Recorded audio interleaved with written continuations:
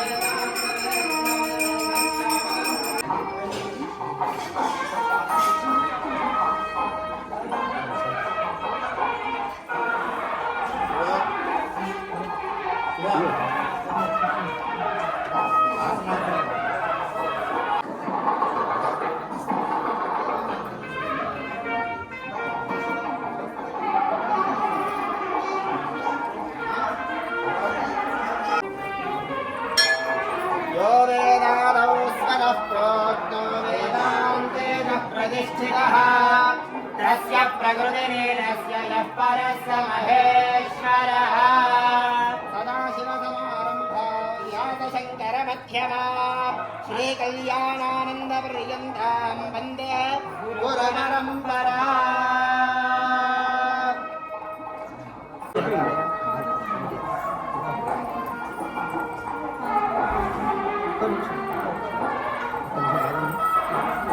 అట్టే వెళ్ళాలి ఇటు రాకూడదు.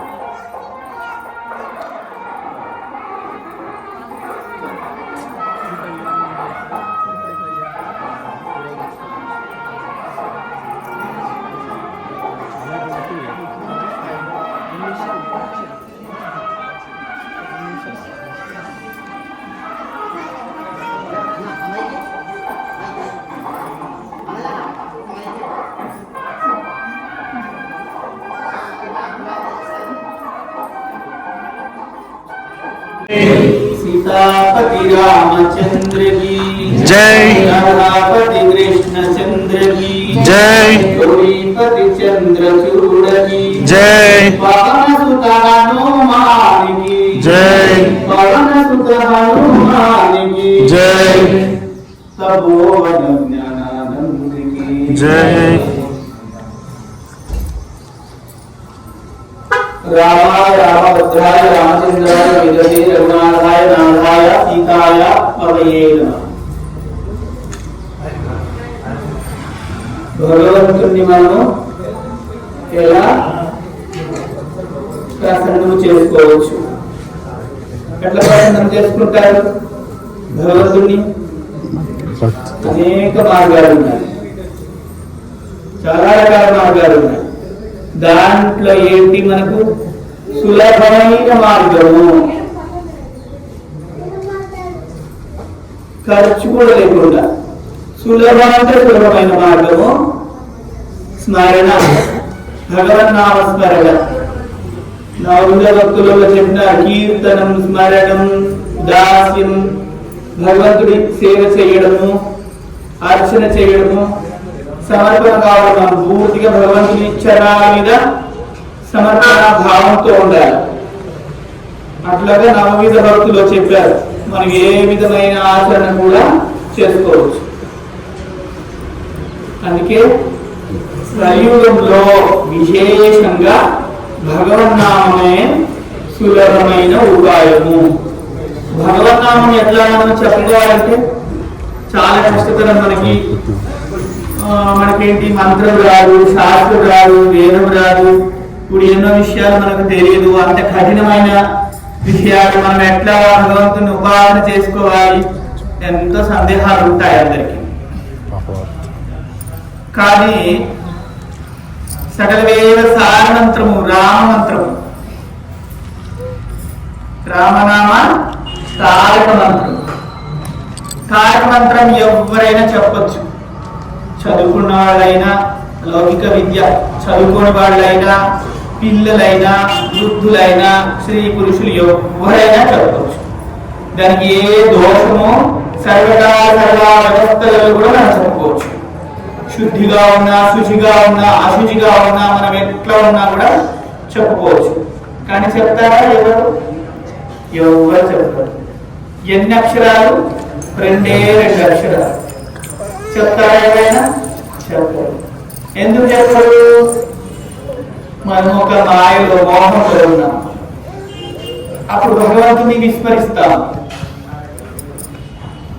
మనము నారాయణ అనే మంత్రం ఉంది, దాంట్లో అష్టాక్షరి మంత్రం రా తీసుకున్నారు. నమ శివాయ పంచాక్షరి మంత్రం ఉంది, దాంట్లో మా తీసుకున్నారు. రామ, ఇదే రామ మంత్రం. అది నామమే మంత్రముగా వచ్చింది. రామ మంత్రము ఇప్పుడు మనకి చాలా ఉంటాయి. రామాయ రామభద్రాయ రామచంద్రాయ వేదసే రఘునాథాయ నాథాయ సీతాయ పదయే నమః అని చెప్పుకుంటాం. ఆపదామహర్తారం దాతారం సర్వసంపదాం లోకాభిరామం శ్రీరామం భూయో భూయో నమామ్యహం అని చెప్పుకుంటాం. మనం ఇంకా ఎత్ర ఎత్ర రఘునాథస్య కీర్తనం చెప్పుకుంటాం. అట్లాగా అంత ఒక 2 లైన్లు కూడా ఉండదు, 2 అక్షరాలు.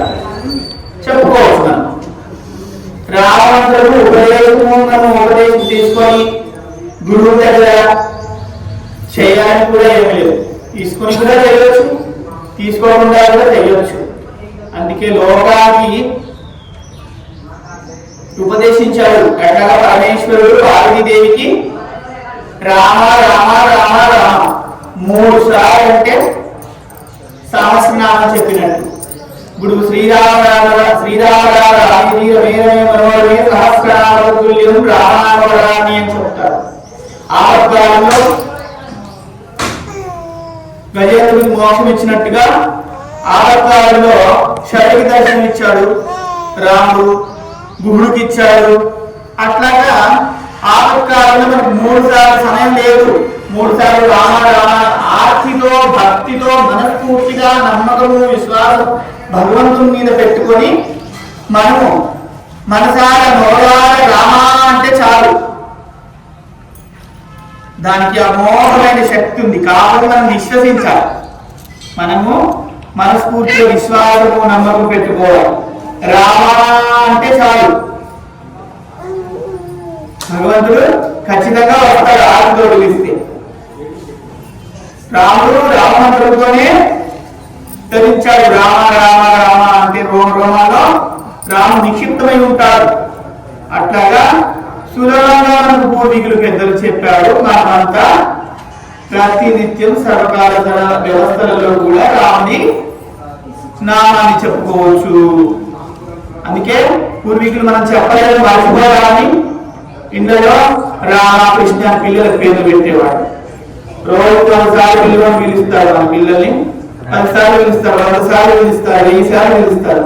రామకృష్ణ రామకృష్ణ అని పేరు పెడితే ఆ పేరు భగవన్నామం కాబట్టి దాని ద్వారా వీరికి శ్రేయస్సు, శుభము, క్షేమము, లాభము అన్ని యశస్సు అంటే కలుగుతారు. అందుకే రామనామము సులభమైన మార్గము. అందరూ రామమంత్రాన్ని తారక మంత్రాన్ని జపము చేసుకోవచ్చు, స్మరణ చేసుకోవచ్చు. అది సాక్షాత్ శివుడే పార్వతీ అమ్మవారికి ఉపదేశం చేశాడు. కాశీలో కూడా మరణించిన వారికి రామమంత్రమే శివుడు ఉపదేశం చేసి ముక్తినిచ్చేది. రామమంత్రం ఏంటి? ముక్తినిచ్చేది. అట్లాగా అందరూ శ్రీరామ శ్రీరామ శ్రీరామ అనుకోవాలి. మనకేంటంటే తారక రెండింటికే చెప్పారు. ఒకటి ప్రణామము, ఒకటి రామమంత్రం. రామ 2 అక్షరాలు, ఆ ప్రణామము రామ 2 అక్షరాలు ముక్తినిచ్చే మోక్షమిచ్చే అక్షరాలు. కాబట్టి మనమంతా చేయాలి. అందరూ ధనులు కావాలి. భగవంతుని కృప, సీతారామచంద్ర వారి కృప అందరికీ ఉంటుంది. మా గురువుల ఆశీర్వాదము అందరికీ ఉంటుంది. లోకాసమస్త సుఖినో భవంతు. జయ బోలో సీతారామచంద్ర భగవానికి జై, పవన సుత హనుమానికి జై, కాశీ విశ్వనాథ భగవానికి జై.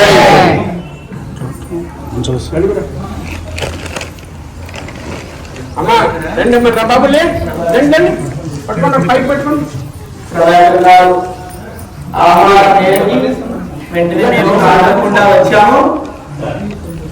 భగవంతు దర్శనం మేము చేసుకున్నాము.